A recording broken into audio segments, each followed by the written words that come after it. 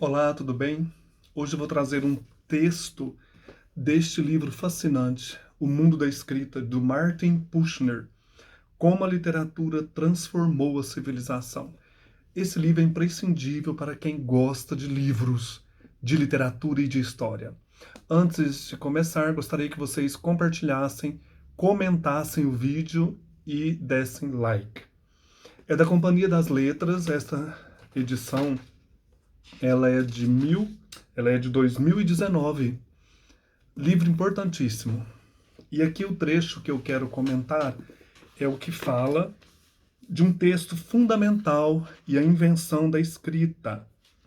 Então o autor, dentre tantos outros temas, vai fazer o mapa e linha do tempo e do mundo da escrita, vai falar de grandes romances como o romance de Jeiji da Murasaka, o Popol Vuh da cultura maia, Dom Quixote, As Mil e Uma Noites de Sherazade e grandes epopeias da humanidade. E hoje vamos falar, a partir desse texto, eu quero falar, a partir desse texto, da epopeia de Gilgamesh e a invenção da escrita. Os seres humanos fazem narrações orais desde que aprenderam a se comunicar, por meio de sons simbólicos, e usar esses sons para contar histórias do passado e do futuro, de deuses e demônios, histórias que davam às comunidades um passado compartilhado e um destino comum. As histórias também preservavam a experiência humana, dizendo aos ouvintes como agir em situações difíceis e como evitar armadilhas comuns. Histórias importantes, histórias da criação do mundo ou da fundação de cidades, eram às vezes cantadas por bardos especialmente designados, que haviam aprendido essas narrativas de cor e as apresentavam em ocasiões especiais. Mas ninguém as escrevia mesmo muito tempo depois da invenção da escrita. Os bardos lembravam-se delas com precisão e, antes de envelhecer, transmitiam-nas a seus discípulos e sucessores. A escrita foi inventada na Mesopotâmia há 5.000 anos, para outros fins, como transações econômicas e políticas. Uma história sobre a origem da escrita fala então de um rei Uruk, de um rei de Uruk, da cidade de Uruk, que teve a ideia de mandar uma mensagem ameaçadora impressa em argila a um rival. E aí já começa a escrita, cuneiforme. Diante dos sinais incompreensíveis que guardavam as palavras ditas pelo rei de Uruk, o rei rival declarou sua lealdade. Tão impressionado ficou com esse modo milagroso de fazer a argila falar.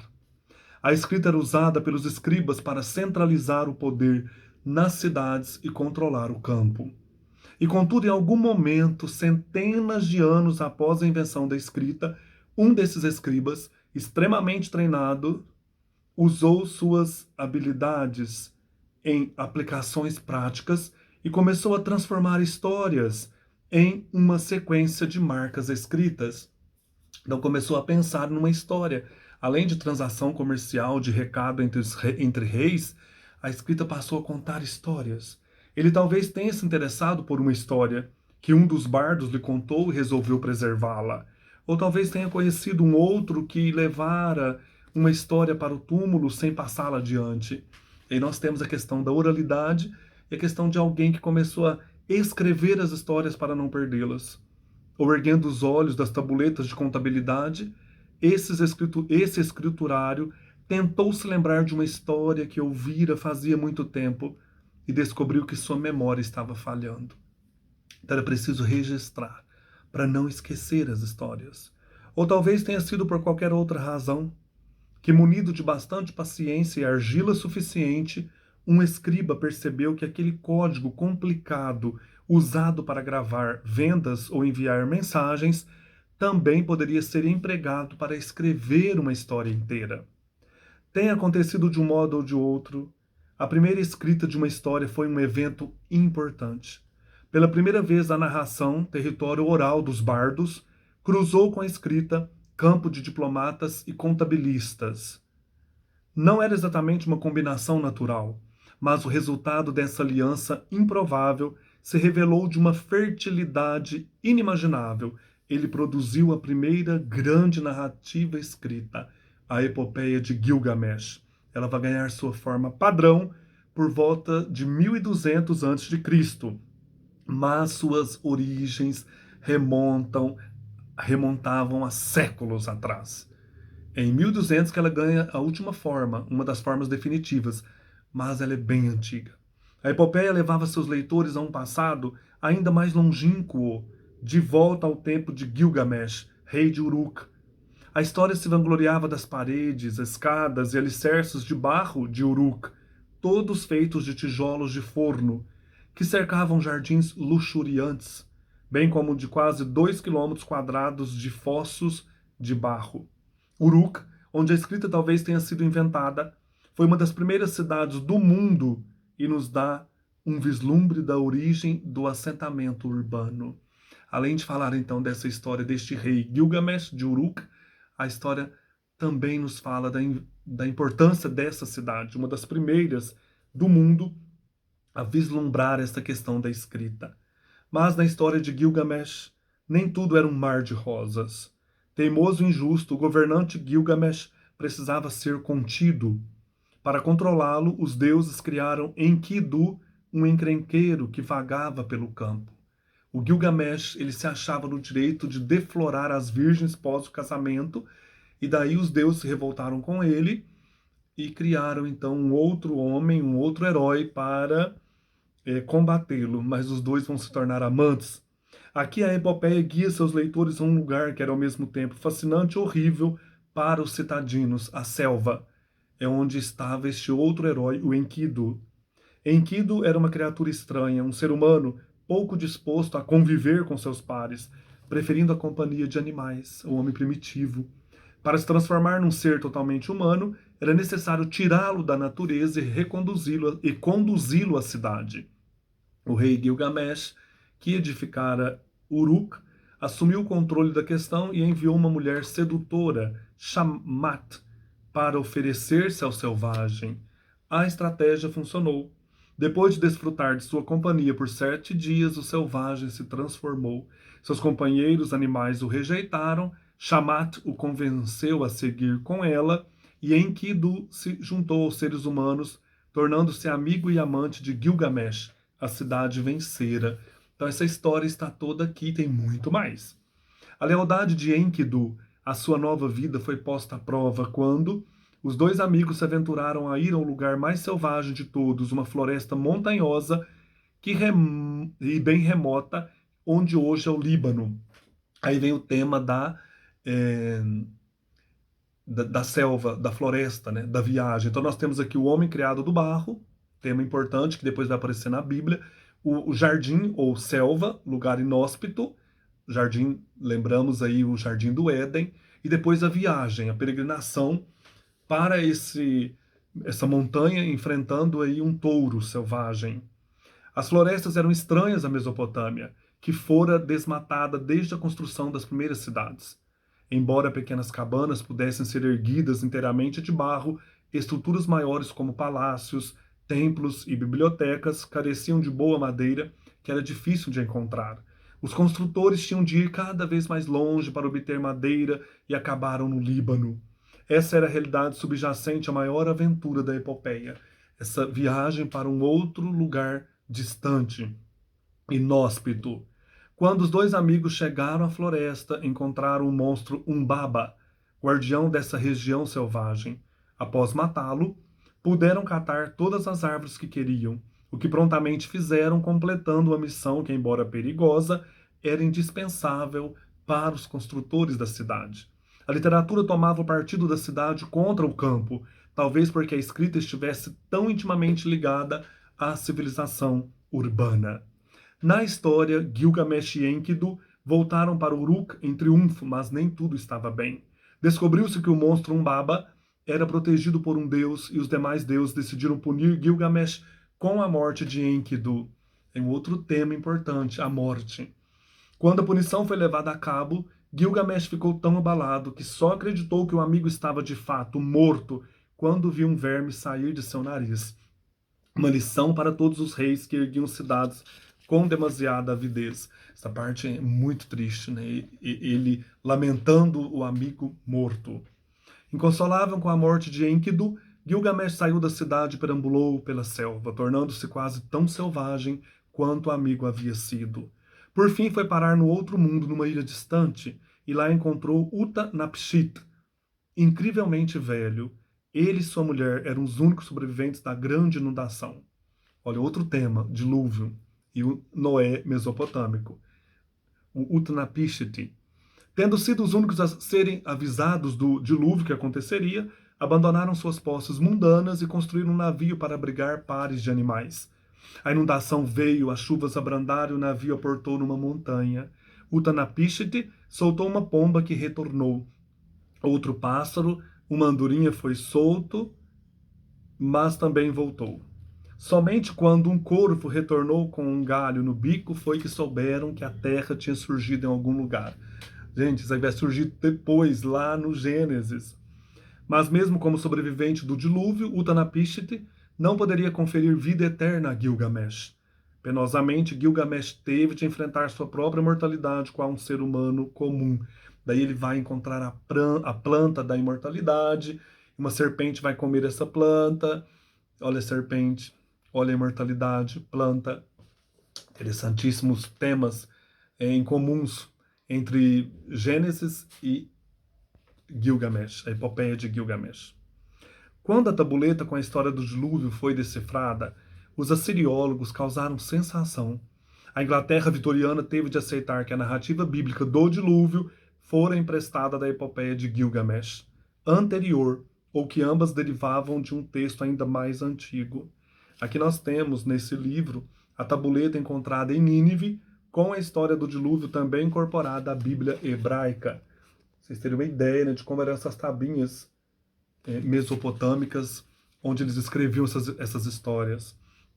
Para os mesopotâmicos, imaginar o passado remoto como um tempo antes do dilúvio não era incomum. As inundações eram frequentes e muito bem-vindas. Quando contidas por canais favoreciam a agricultura intensiva, necessária aos principais espaços urbanos. Mas quando o Tigre e o Eufrates inundavam ao mesmo tempo, os canais nem sempre conseguiam conter as águas e tudo era destruído, especialmente por ser feito de barro. A argila não cozida era ótima para construir e escrever, mas só enquanto seca. Uma inundação aniquilaria tudo aquilo sobre o qual essa civilização de argila se edificara. Esmagaria tudo como uma panela de barro, advertia o texto épico. A epopeia de Gilgamesh pedia aos leitores que não só admirassem a cultura urbana e se arrepiassem diante de sua destruição, ela também se gabava das tabuletas que registravam a história. Ao contrário de muitas outras epopeias, como as homéricas, que se imaginavam cantadas ao vivo, Gilgamesh incorporava a escrita. O fato de ser escrita fez de Gilgamesh o herói, o autor de sua própria história. Então eu vou ler um trecho aqui desta edição mesmo do Jacinto Lins Brandão, Jacinto Lins Brandão, que ele traduziu, comentou, colocou notas importantíssimas. E é da Autêntica, 2017. Eu tenho essa e essa edição, outra, a de 2017, ela tem capa verde, mas é a mesma edição, essa aqui é de 2021. A de 2017 é a mesma dessa, só que sem as notas. Essa aqui é mais um texto para saborear, né? Para entrar em contato mesmo só com o texto.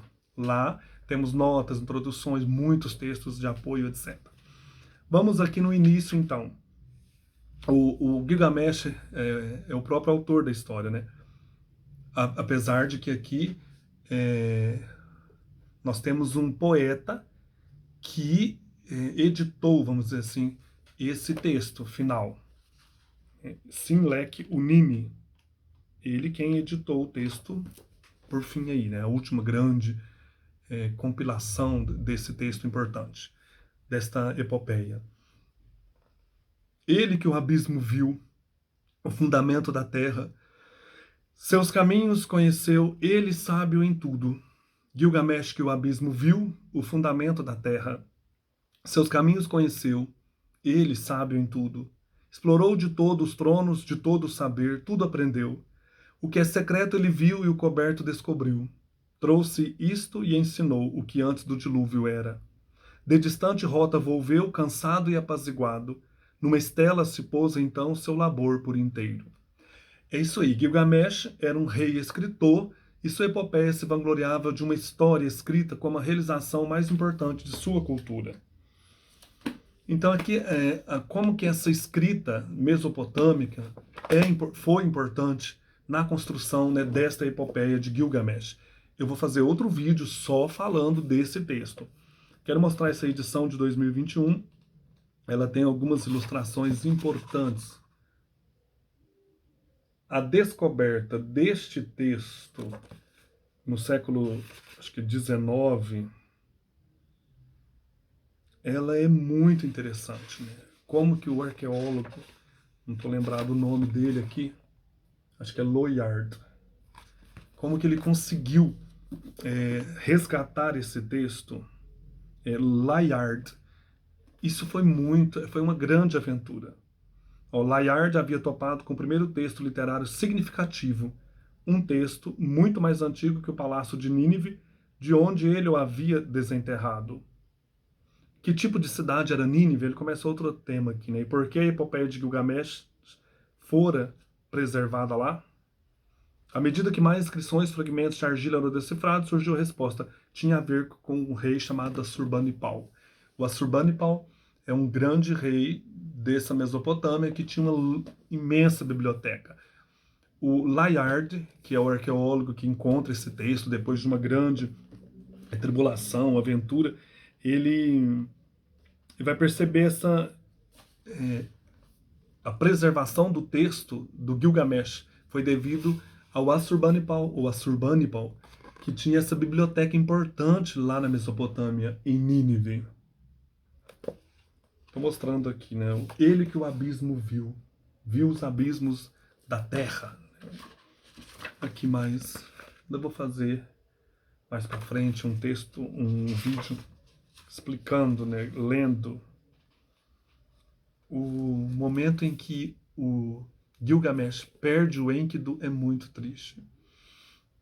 A versão, então, desse poema, já para encerrar, ela foi composta, ao que tudo indica, a primeira versão no século 13 a.C., sendo sua autoria atribuída aqui ao sacerdote exorcista, o chamado Sinlek Unini. Esta versão mostra um longo poema com reflexões profundas sobre o homem e o mundo, além de outros motivos que vão aparecer, como eu já disse, na criação do homem a partir da argila, o dilúvio, a árvore da vida, da imortalidade, essa viagem, o tema da viagem, assim por diante. Então, para a gente começar lá na Mesopotâmia, é preciso passar por isso aqui, né? A epopeia de Gilgamesh. Para a gente começar a entender a escrita, entender e acompanhar a evolução humana, né, diante dos textos, não podemos nos livrar desse texto riquíssimo, interessante. A epopeia de Gilgamesh, de Sinlek Unini. Até mais.